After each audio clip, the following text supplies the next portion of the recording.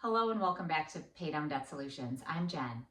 Today I want to go over a commenter who made a really good comment about whether or not you guys should be paying the minimum balances while you're working down debt, or if you should be paying more on those as you work down debt. So I really want to go over that because I thought it was an excellent question, and I have a situation here. It is more of a hypothetical, but it actually is taking some live student numbers and tweaking them a bit to make them fit our scenario. And then I want to talk to you guys too about whether or not you be your own eliminator, your own interest eliminator, because I say you do, okay? And we're going to talk also about the max card strategy and what that looks like and how that works. Because when your cards are maxed out, many of you have no idea how you are then going to have room to put on expenses on the cards in order to work velocity banking, to work your strategy. So we're going to talk about that today. And we're also going to talk about the micro-pay strategy, which is incredibly important because banks are cutting limits when you guys make chunk deposits, especially if your limits are very high. So I want to make sure you guys understand how to do this and be savvy about it so that you don't have this happen to you. It's not happening a ton, but I am hearing it out there, so I'd rather have you guys be safe than sorry.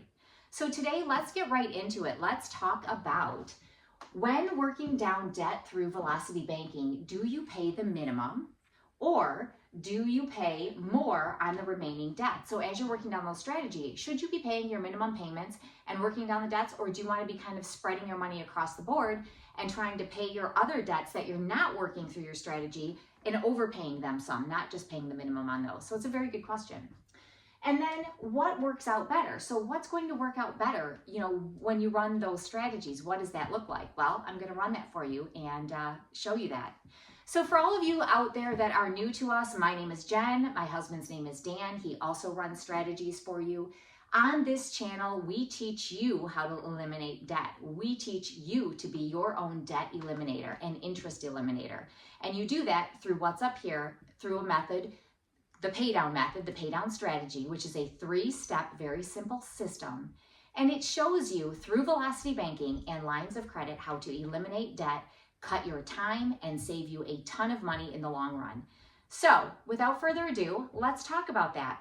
So when you guys are out there learning velocity banking, I propose that you come to us and you look at our 3-step system, okay? All it is it's a strategy for you, right? It's just a strategy on how to pay your debts down using velocity banking, okay? So what is the pay down method? Well, the pay down method is, number 1, to organize all of your bills. Without being organized, you guys are never going to get out of debt, right? Without being organized, you're never going to do that. So you have to first organize all of your income that's coming in and all of the expenses that are coming out. I want you to run your household like a business, like a well-run business. Not just any business, because guess what? We were business owners, Dan and I were, and we weren't always running our businesses very well, and we weren't running them very smart until we learned a different way, and that different way is velocity banking.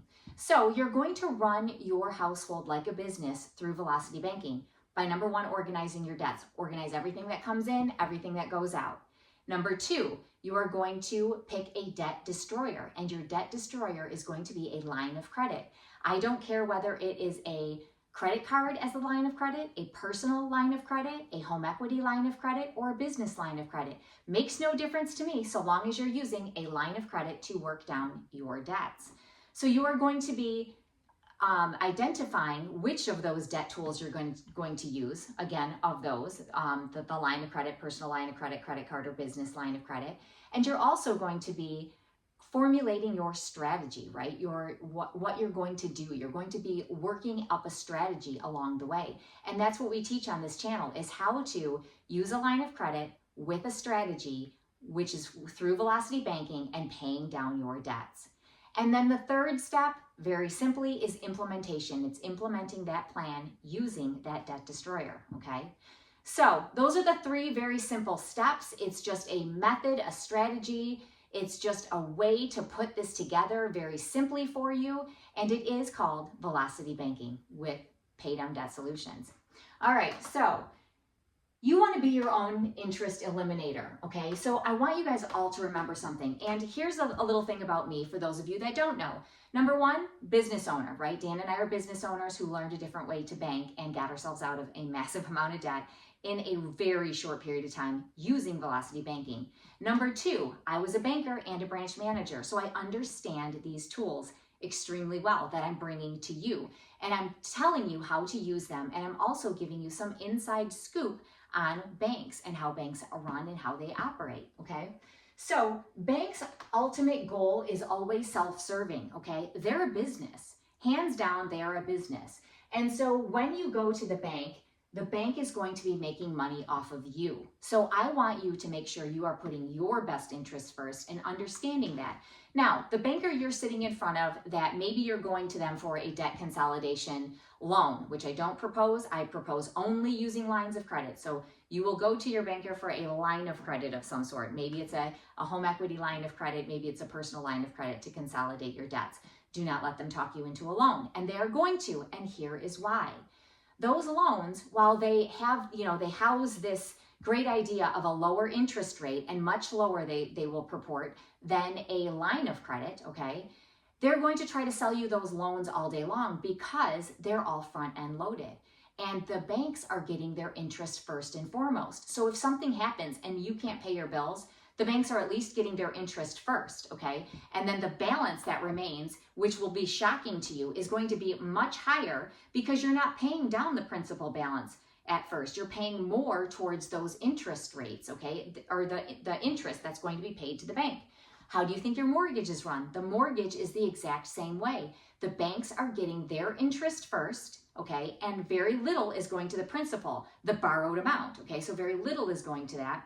Most of your money, your monthly payment for your mortgage is all going to interest. If you don't believe me, go look up your mortgage on an amortization schedule, put your payment in, your dollar amount owed, on, that's left, and you will find out that I am 100% correct on this.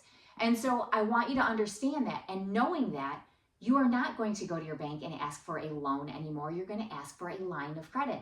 Because when you use a line of credit, you can actually put in all of your income into this line of credit, okay? And run all of your expenses out, okay? After you consolidate all of your debt onto that line. So you're going to consolidate your debt onto a line of credit, and you're going to be putting all of your income in and running all of your expenses out. And that, my friend, is how you win. Because you're going to be lowering your average daily balance. And from there, if you lower that average daily balance, that means you are paying less interest over time, okay? And let's talk about time then for a second. Your time frame is going to be much faster because what you're doing by consolidating all of those payments onto a line of credit is you're alleviating that money as cash flow. All those payments then come back to you as cash flow, which works your balance down. And that is how you win, okay? That is how you win with Velocity Banking. So remember, banks' ultimate goal is self-serving. They are out for themselves, and they are under the guise of helping you out. And are they helping you? Yes, they are. So again, you guys, don't go getting mad at your bankers. The bankers really are trying to help you, actually. It's the bank who is at the top of the food chain, right? And they're the ones that are kind of feeding off of us, okay? And they're the ones that are, setting these interest rates, and they're looking at things and they're making their money first, and then they're helping us out last. Like that's the last thing they're going to do, right? Because they need to make sure that they pay themselves first. All right. So you're going to eliminate debt cheaper and faster by doing it through Velocity Banking. We know that. Again, that's the average daily balance. That is by putting your income into the line of credit and running your expenses out and dropping that average daily balance. That is how you win. You're also going to eliminate debt for yourself, okay, cheaper and faster, by calculating your own scenario outcomes, okay? No fancy programs here. We don't need any fancy programs. All we need is what's up here. And a little bit of math goes a long way, okay? And it's not complex math. Trust me, it's not. It's very simple math. And once you learn this math, this accounting, it's accounting in a very different way for math than you've done before. And it is going to shock you, and it is going to thrill you when you realize how much money you can save. All right. So let's go into another question that we get all the time, and that is, how do I use maxed cards as expense cards. My cards are maxed, they're at the limit. How am I going to put my expenses into these cards? How am I going to do that if they're maxed? I can't. This is like, there's no way I can do that. So how am I going to alleviate this cash flow for myself? What am I going to do, Jen? So here is how we answer that question. And that is it's a great thought, you guys, and I understand why you have it. Because when you look at it superficially, it doesn't make sense, does it? You have a card that's maxed, you can't really charge much on it because you're maxed, right? There's not much room. So what are you going to do? Well, this is what you're going to do. All right, so let's talk about that. No room, no problem. That's what I say, okay? So let's say this hypothetical situation here, this scenario is we have an income of $4,200 and you have expenses of $4,100, okay? So income 42, expenses 41, which means you have $100 cash flow at the end of the day. We all know that's not very much when you have, you know, kids you're shuffling around and kids that need stuff for school and projects and they got to go buy this for a project and then they got to go buy that for a dance, or, you know, they want to get the latest, greatest game, or they want Robux like my son always does, right? So there's always something that kids want or you want, right? We want to live our life. We want to enjoy our life, and you should. So don't think you shouldn't, and don't wallow in your debt because we're getting you out, right? Now, your expenses are 41, your income is 42, you have $100 of cash flow. We're going to say for this hypothetical that all the expenses are chargeable. Now, when we work with credit cards, we do break things out into chargeable expenses and non-chargeable expenses. And that does become very important, okay? Because we have to hold out our chargeable expenses from both our income and our expenses and pay those through a checking account, because we cannot pay certain things through a credit card. Rent, car, loans, other credit cards, okay? So that seems like everything, right? But when you learn velocity banking, you're gonna learn how you can get those back and how this works. And this is an example of that, okay? So in our hypothetical situation, we have two credit cards. We have one that is maxed at $8,000 and the payment is $260 a month. We have another one that is at $4,500 and its payment is $140 a month, okay? So if this is our situation, right, and we are told that through velocity banking, you want to use these credit cards as expense cards because maybe we don't have a way to get a line of credit. Maybe you don't have equity in your home. Maybe you don't own a home. Maybe all you have is a potential, you know, ability to go get a personal line of credit, but you can't yet because your credit's dinged and you don't have the ability to get that yet. So all you have to work with are our credit cards, and that is okay.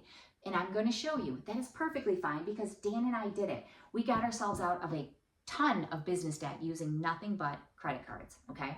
So these two cards are going to be their debt destroyers, their debt weapon against the debts that they owe, okay? And so here's what we do. We have an $8,000 card, we have a $4,500 card. We know that we want to be able to split out our income onto these two cards, okay? And you'll see why I'm doing this in a second. So we have $2,400 that's going to go onto the bigger card here, and we have $1,800 that we're going to put on the smaller card. That immediately drops our balances, right? So it immediately drops our balances to $5,600 and $2,700. So what'd you just do? What'd you just do?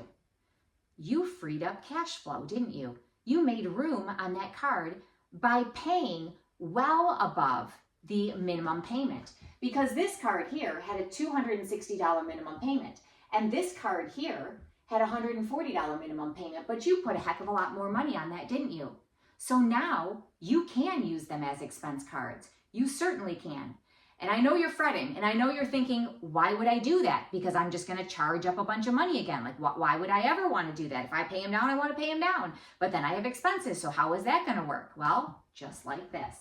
All right. So we dropped our balance to $5,600. We dropped it to $2,700 in this case. Now, here come our expenses. And remember, we're in this situation, they're all chargeable for now. $2,100 on this card because it has a bigger balance. $1,600 on this card, okay, because its balance is a little bit lower. When you add those together, it's going to equal $3,700. Now, Jen, but you said that the total expenses, and I should put T expenses, not just expenses, because these are total expenses, are $4,100, and that adds up to $3,700. How does this work? Well, it works like this. When you have $4,100 as your total expenses and you're using 2 credit cards as your debt weapons, your debt destroyers, you then have to subtract the payment. You can subtract the $260 and you can subtract the $140. So that means your total expenses are now $3,700. Now, why is that? Because you have satisfied the payment that the bank is looking for. Now, you have to remember, with all credit cards, banks are looking to get their interest, okay? They're looking to get their interest and that's what they want to get. But they can't just make you pay interest, okay? They are supposed to have you charge or have you put more money on that card to eventually pay it down. So they have to give you a payment of some sort to make, okay? Most of those payments are going to be interest in 1%, which is better than just a certain percentage, right? Or interest plus a teeny tiny little bit of money, which is what a lot of cards are doing too, all right? So when you make that minimum payment, okay, most of that is going to be interest, all right? And if this card is 2,700 or 27%, okay, so if we were to take this and figure out our payment here, what is our payment? So $260, okay? So somewhere around $200 is going to interest, approximately. I'm averaging, I'm guessing at that for right now. So I could do the math, but we're not going to. We're going to know that about 200-ish is going to go to the interest, and $60 might be going to our principal. Well, if you think about it, how long is it going to take you $60 at a time to pay that principal down? It's going to take you a heck of a long time, right? So the banks only care about getting their interest, all right? And so when they get that interest from you, they're satisfied, but you are making more than that. You're making a larger payment, thus paying your card down faster, okay? Now, what happens is they get their interest, and then the remainder of this payment, okay, the remainder of this payment, that $200, let's say, now goes to work down the principal because you've put more on that card than just the payment. So now that comes back to you as cash flow, okay? Now, minus, we'll put a stipulation here, minus the interest charge, okay? So there is an interest charge, and we know that, so whatever the interest charge is, so it's minus the interest charge. Okay, so here's what we have. We have this payment coming back to us now, and we have this payment coming back to us now, which means $3,700 is what we are being charged for our expenses. That's what we have to charge as our expenses. So now we have to run these 2 cards down, okay? So we're going to run these cards down, and we are going to be paying them down by now, okay, the payment minus the interest. That is what we're going to be paying each card down every single month. So you go from having hardly any cash flow, right, to being able to pay your cards down, okay, pretty quickly compared to what it was, all right? So these cards now are being handled and being paid down faster than they were as they just ran on their schedule at $260 and $140, okay? So that is how we do this. Now, how do we get this interest rate? Remember, I said it was on an average daily balance. So we have to calculate this. When we put our income into this card, it drops our balance, which means our interest that we pay monthly is going to drop. So we have to calculate this interest to figure out what we're going to be paying, okay? So what we're going to do then, and I'm going to find my calculator, and here it is. So to give you an idea, we're going to take 8,000. We are going to add 5,600 to it. Whoops, I actually have to add it though. So 8,000 plus 5,600 equals, okay, 13,600.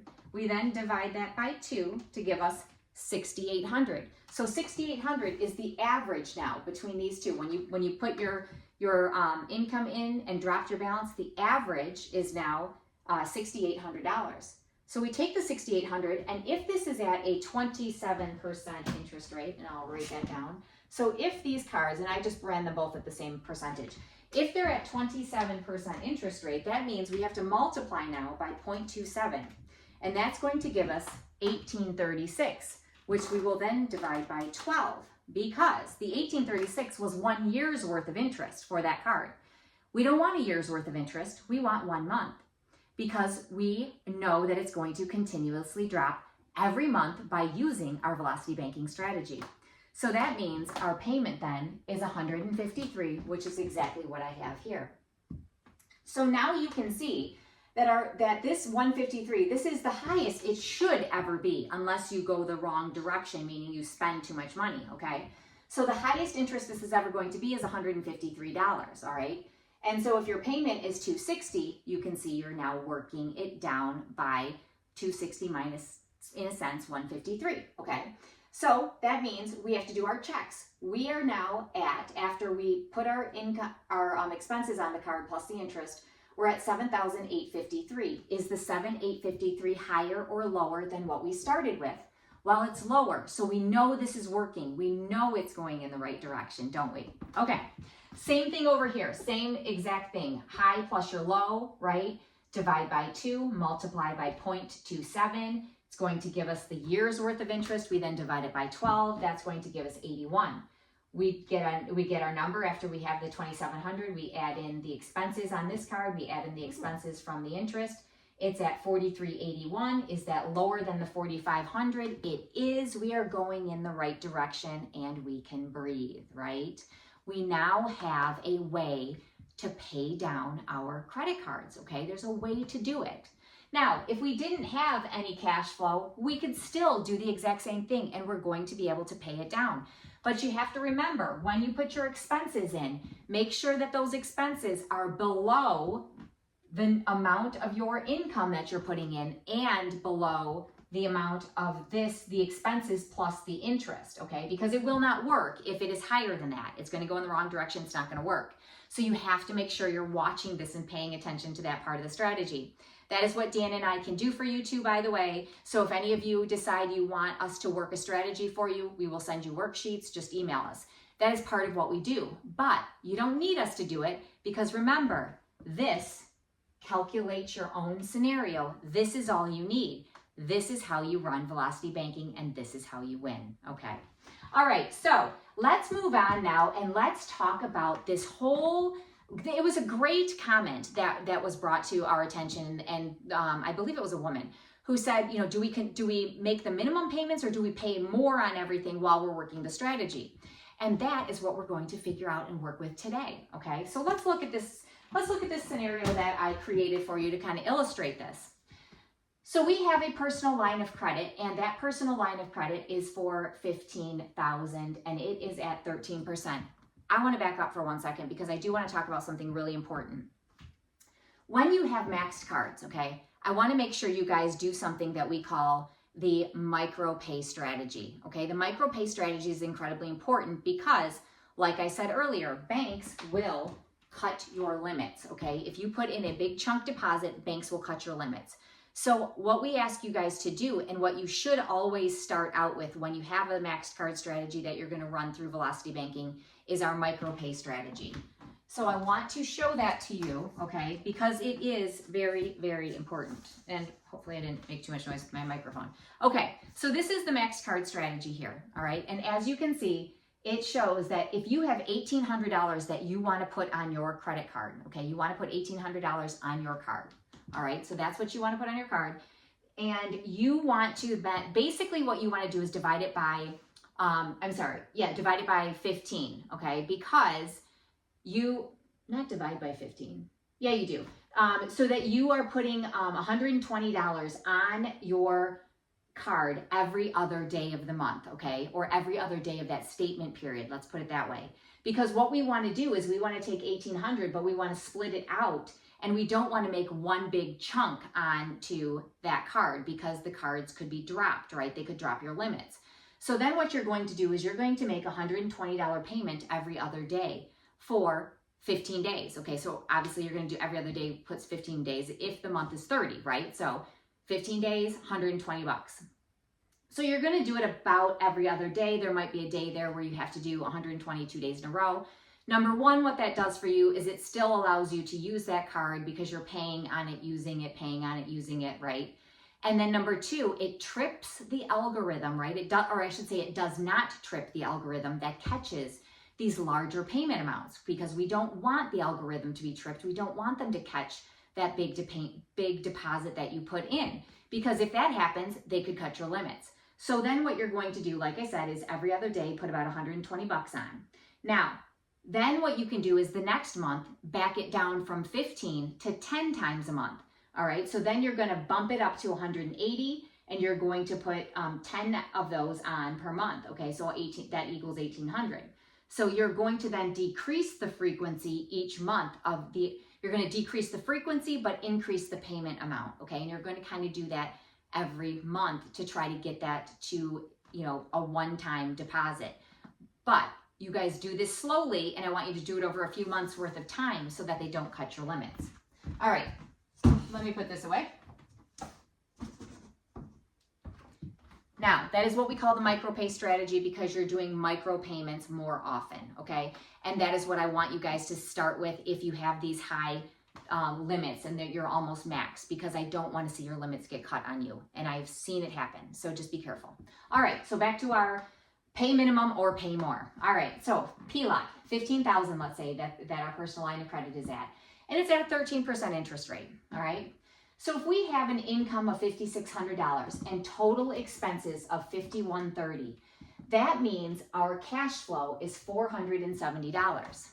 Now, we're also going to run it where we don't have this as cash flow because we've taken our $470 and we have put it on, we've put more payment amounts on our credit cards, okay? So we've paid more. So now we have an income of $5,600, but we also have our expenses per se are $5,600 because we've taken this $470 and we've moved it and put it on these other cards, okay, to pay more. So we're going to see how that would work out for us, all right? So here's our Discover card. It's $5,500. Our interest rate is 27%. It's not changing. If we do the approximately 2.5%, okay, so the smaller payment amount versus the 1% plus interest, and let's say the payment amount is $125. It would take us 17 years to pay off this card, and it was going to cost us $20,371 to do so, to term it out. Now, if we run it, the same dollar amount at 27% and interest plus 1%, it's going to be $179 payment versus the $125, 4.5 years, and cost $39.69, so $3,969. Big difference, isn't it? Okay, big difference. Now, we have a Chase card, $16,500 at 25%, $330 at the approximately 2.5%, okay? 29 years to pay that back, and get a load of this. It would cost $114,069 to term that out. That's ridiculous. Then we have our interest and 1% payment, right? So the banks are at least doing us a favor by making us pay 1% plus the interest, right? Because this payment, while it's higher, obviously, it's $536, but it's at 4.2 years, okay, 4.2 years. And the payoff amount is $10,145 in interest that we will pay. Now, we're moving on to the Capital One card. At $23,000, if it's at 23% interest, and we pay approximately 2.5%, maybe a little less, $460 is what it's going to be monthly. It's going to take us 14 years. It is going to cost us $54,002 to term that out. $54,002. Okay.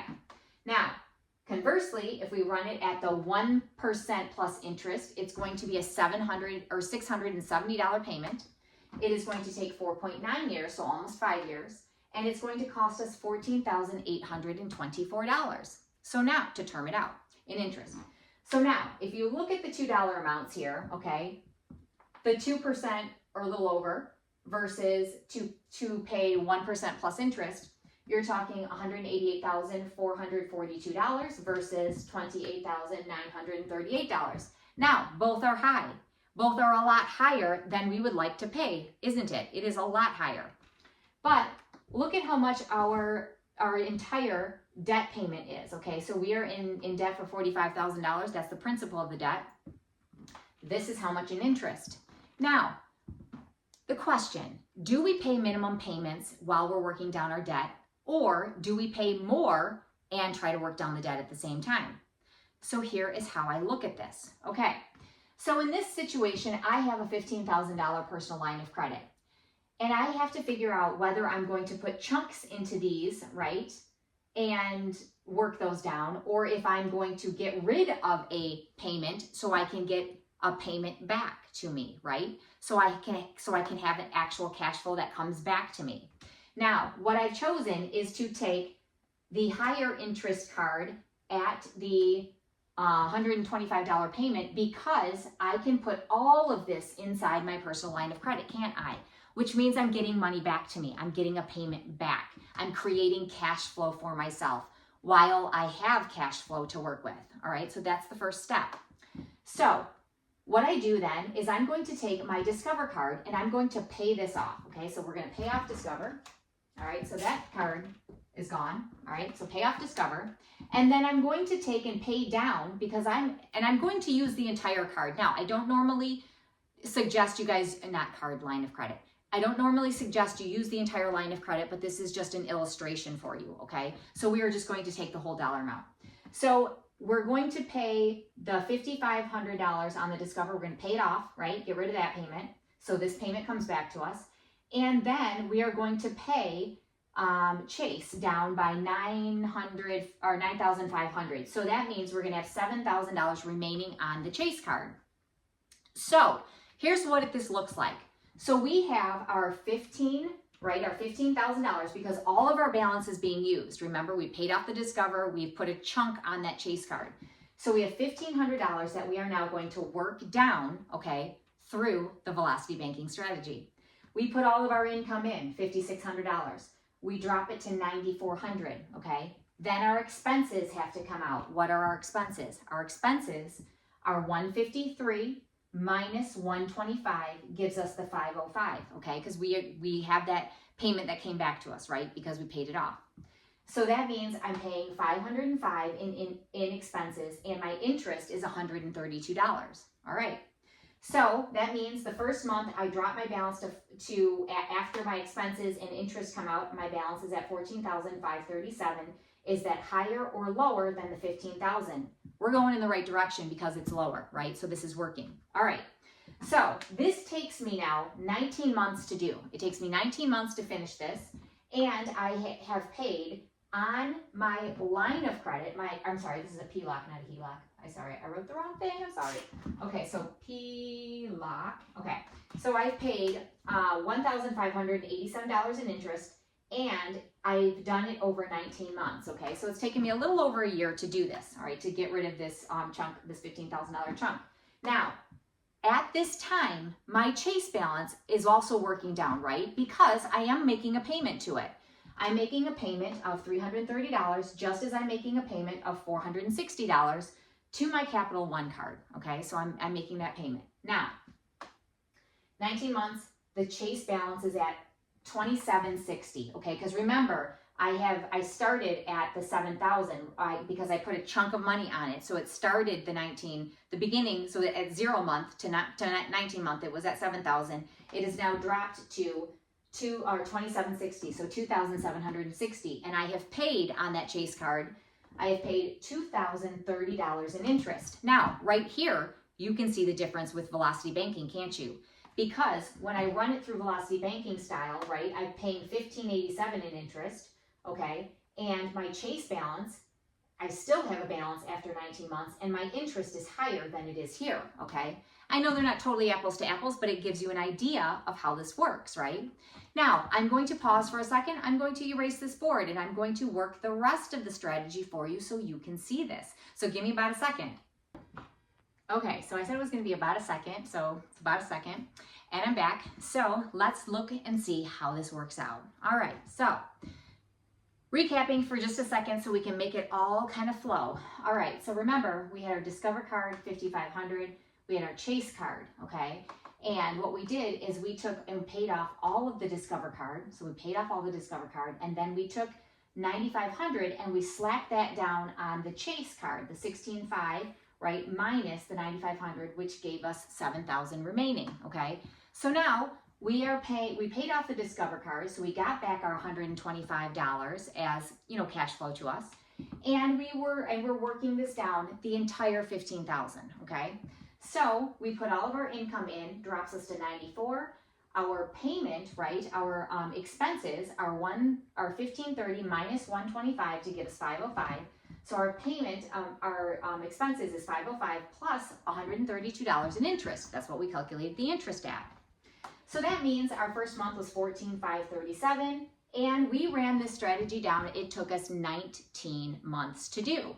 It took us 19 months. We paid $1,587 in interest on the PLOC, but at the same time, we had Chase running down for 19 months, and the balance was $2,760, but the interest paid to Chase was $2,030. Now, we also, in that 19 months period of time, had Capital One running, okay? And so that's what we're seeing over here. We have a Capital One balance at 19 months of $22,565, and the interest paid on Capital One is $8,300, right? $8,305, so it's a lot of money. So we paid $8,305 on the Capital One, and then what do we do next? Okay, well, step 2. We're taking the $2,760, what was remaining on Chase, okay, and we are going to subtract it from our $1,500. That leaves us with $12,240. So $12,240 subtracted off the Capital One balance leaves us with $10,325 on Capital One, okay? So what do we do next? All right. Now what happens is we have our $1,500, right? We put in our $5,600, okay? And we are going to run this down simultaneously. This $10,000 is going to be running down also, all right? So we run this at $15,000 at we put our income of $5,600 in, drops us to the $9,400, but then our expenses of $4,675 have to come out. Now, our expenses have dropped again. And why is that? Well, because this $330 is now gone. That has come back to us, right? So we got back the $330 and we have back the $125. So now we're down to $4,675. Our interest is $132, right? So now this takes us another 12 months and it's $993 in interest, okay? So now what have we done? Well, we've taken care of the Chase card now, the Discover card, and we still have Capital One that the balance was running in the meantime. And during that 12-month period of time, the Capital One card dropped to $64.96, and we paid $21.51 in interest for the Capital One, okay? So what happens next? Well, at $64.96, it takes us one more month. If we throw that into the personal line of credit, right, it takes us one more month. So here's what we have. Here is what we have. It took us a total, okay, let me get rid of these here. It took us a total of 19 months plus 12 months plus 1 month, so 32 months total, okay? So 32 months, it took us 32 months, and, well, which is what, about 2.6 years or so, 32 months, 2.6 years. And let's do the rundown on the interest. Let's look at how this kind of worked out. So remember, the personal line of credit with the Discover plus the $9,500 in Chase, okay, that was $15,000. We worked that down. It cost us $1,587, which is right there, okay? 19 months to do that. At the same time, we paid $2,030 in Chase while that Chase card was running. The next step, we took care of the rest of the Chase card, okay? It cost us $993, but at the same time, we paid $2,151 in interest on that Capital One card, okay? So that's where the $21.51 comes into play. But we also know that up here, we paid $83.05 while the Capital One card was running for that 19 months plus the 12 months, right? Okay, so we paid $83.05, all right, so that's accounted for here. And then it cost us $40 in interest because this, remember, at $64.96 takes us about 1 month, and then the following month it drops below our expenses amount, right? So now we don't owe any interest, and we're just working down from this point just our expenses. We're just working down our expenses. So all we have taken is 32 months or 2.6 years, and we've paid $15,106 as opposed to, right, $188,442. Now, but let's think about this for a second. Okay, so that is if we left our balances, the minimum balance, we were only leaving the minimum balances so that we had cash flow to work with, right? So the cash flow was helping work all of this down. Okay. Even so, if we compared this $15,106 to what it would cost if we paid the interest plus 1%, that was $28,938 to term that out. So we win with velocity banking when we run our strategies this way, right? So we still saved $15,000 versus paying more on these, okay?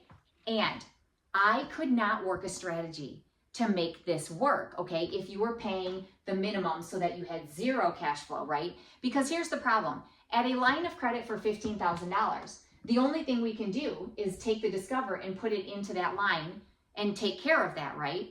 Well, if we do that, we're not getting really much back, right? Because if we put the $5,500 into that line of credit, we still have a payment. We're still running the rest of these down. It took 107 months, I think, to do it this way. While 107 months is a lot more than it is 4.5 years or 4.2 years. So what sense would that make, right? It really wouldn't.